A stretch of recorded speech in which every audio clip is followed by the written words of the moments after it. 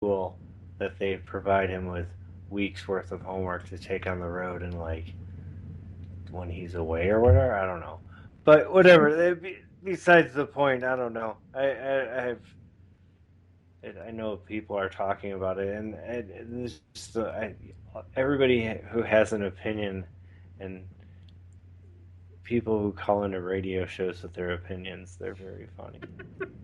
But I'm like, you know what it is, whatever it is, it's.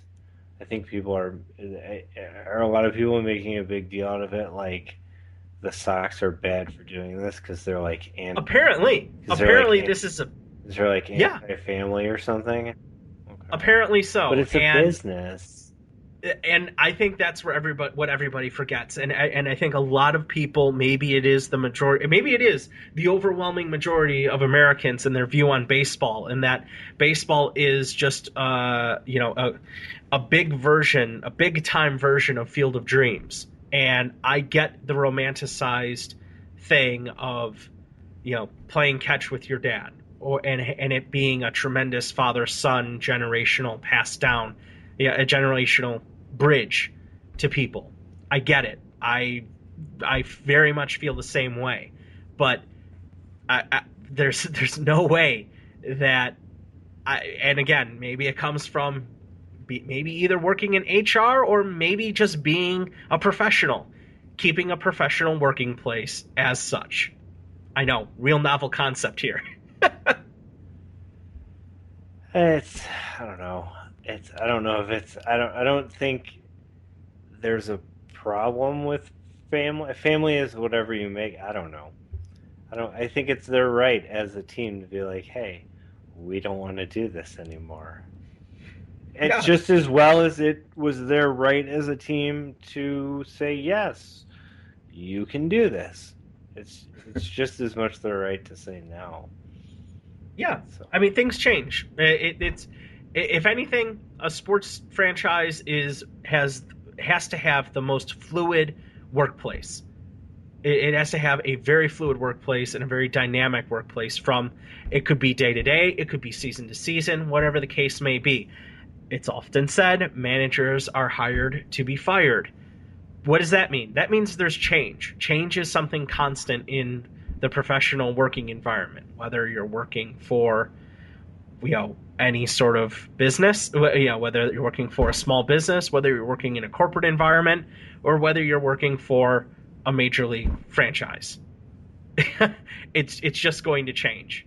So, um, uh, I, I'm reading an article about when he was on the Nationals too, and it seems that it's pretty much been that way for a I while. No, but I mean, obviously, if there was ever a problem with it before, we would have heard about it because it's not like the kid's so old that it would have been going on in an age where the internet is not a valid source of information. So yeah, maybe this is the first time anybody ever said anything about it. And that could be the case. you still don't know if anybody said anything about it, or maybe hey, if Kenny says paint him as a bad guy, let's paint him as a bad guy, right? Maybe it was all Kenny. Maybe Kenny was like, I don't like this. It could have been. It very well could have been. I don't think it is, but I'm sorry. Do you think he told him to stay out of White Sox business? I think he may be saying that to Anthony Rizzo, and I say that jokingly, of Yeah. course. But I think the biggest reason why this is coming to a head right now is I hate it being this sort of constant perfect storm for the White Sox. Whether it's they get these crackpot players, uh, or these mentally soft or mentally deficient players that don't have it and don't put it together. I thinking of his time with the Nationals. Nationals weren't really in.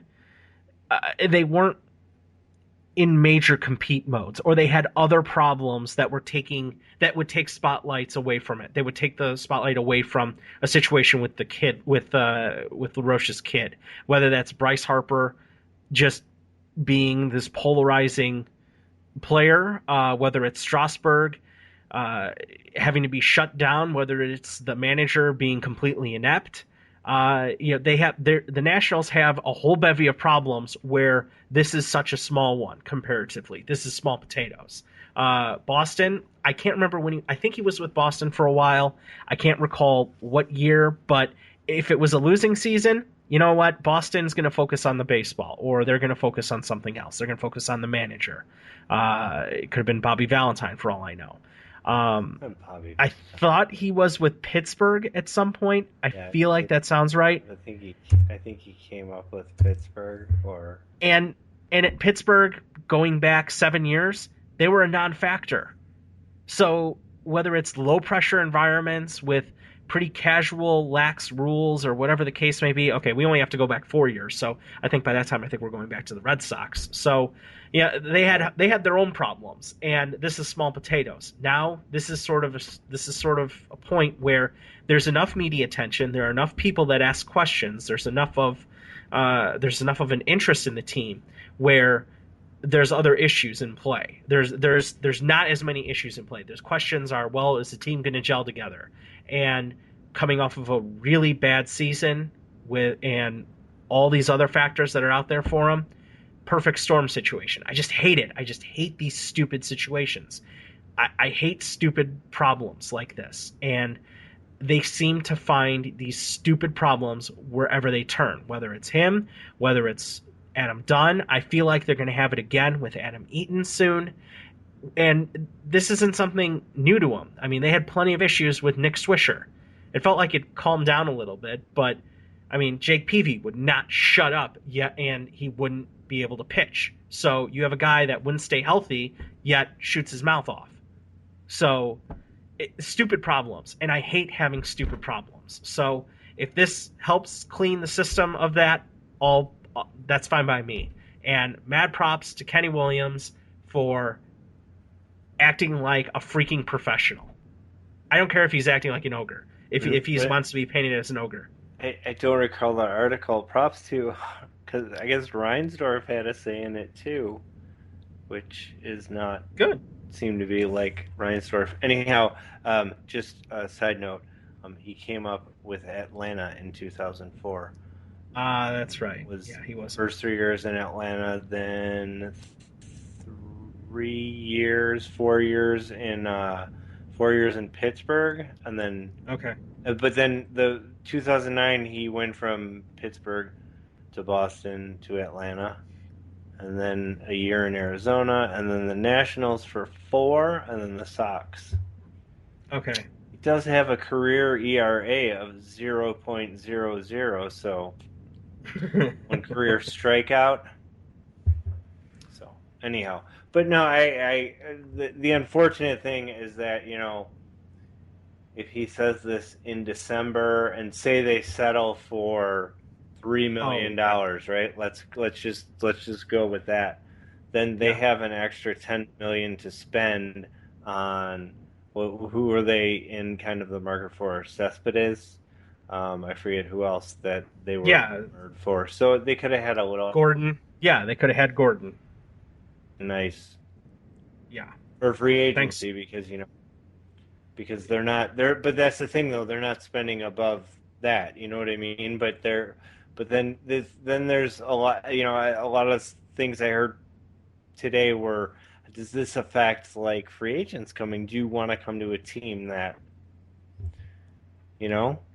does this scare teams off? And it's a very viable question to ask, because I mean, we all know, I think we've talked about the Bulls before and how free agents are scared to come there. So it looks pretty similar. And, the most similar thing is that they're owned by the same people, but it just doesn't seem like, people would want to come here. But hopefully this, like you said, this can be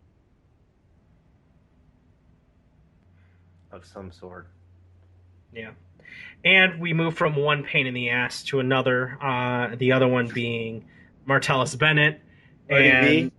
Yeah, Marty B, the black unicorn. So, the scariest thing, and I am not upset that he's gone, and it's just Good. like anything else. Good, good riddance. Like that's great. Um, Thank you. but that being said, if that dude is healthy and he is playing with Gronkowski and that is working, that's scary because Yeah, that yeah. both those dudes are big. They can both catch, they can both run, and they can both block. Like it's back to like, you know, when they had Aaron Hernandez and Gronkowski, like, and that kind of dynamic for, an offense. So that's scary. But at the same time, not every single person that goes to the Patriots works out to, I know there's a lot of them, okay? But not every single one does. So we'll see what happens with Marty B. But I don't. There's. I guess I'm trying to look at the good of this deal, and the good of it is that they got rid of a problem that they felt they had. It's not what you the fan thinks the problem is. It's a problem that they know. We don't know the extent of it. You know what I mean? We're not there. Yes. We don't go to work with this guy. We don't know what it's like. So maybe they're getting rid of a problem that they really thought was a big hole for them. And, it's the way it works. And they moved up something like 77 spots in the draft. You might not think that's a lot, but it's going from the seventh to they went from a seventh rounder to a fourth rounder, I believe. They swapped picks. So Yeah. anyhow, I'd say, yeah, they ended. That's the case. Jonathan Bostic's gone now. Oh wait, no, he wasn't with the team last year. Never mind. He had already gone to the Patriots, I think, last year. But also, Shea McClellan ends up signing with the Patriots, which, boy, wow. Okay. We'll get to some of these rejects out there that are signing deals, which are amazing, amazing as far as I'm concerned. But this is a guy, and I think I said it before on the show. He signed a contract. He signed the terms to the deal. If he didn't like the deal, he didn't have to take the deal. No one pushed this on him. This is a frequent problem with him. This happened with him, I think, at both his other stops, whether I think it was New York before as well as Dallas, or it could have been flip-flopped. He may have started his career in Dallas and then ended up in New York, and then he came to the Bears. But he's not happy wherever he goes. And there's a half-life on there, just like the Brandon Marshall half-life. So, I, man, I gotta. I don't want to say I have a problem, but it's very difficult for me to be sympathetic to anybody that complains about a contract when they have a contract. oh, I'm with you. I don't have. Yeah, good riddance. Good riddance. Yeah, I'm all for a roster turnover, and that's what appears to be happening. You have to yes, understand that they're stuck with Jay Cutler for a certain amount of time. They made a decision to go back to Lovey, whatever you want to call it. Jay is our quarterback.